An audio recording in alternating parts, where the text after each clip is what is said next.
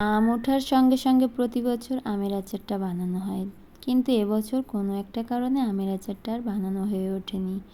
আর এখন তো আম প্রায় শেষের পথে, কাঁচা আম, কিন্তু এখন পাকা আম তো অ্যাভেলেবেল পাওয়া যায়।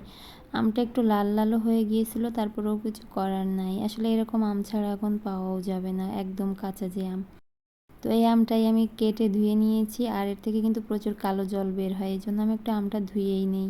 এরপর লবণ হলুদ মাখিয়ে একটু রোদ্রে রেখেছিলাম, এরপর একদিনের রোদ্দুর দিয়েছিলাম।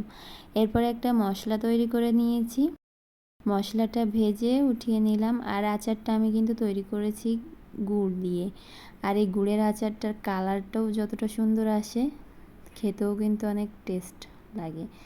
তো আমি এর ভিতরে একটু জল দিয়ে দিয়েছিলাম, গুড়ের ভিতরে দিয়ে আমগুলো ছেড়ে দিলাম।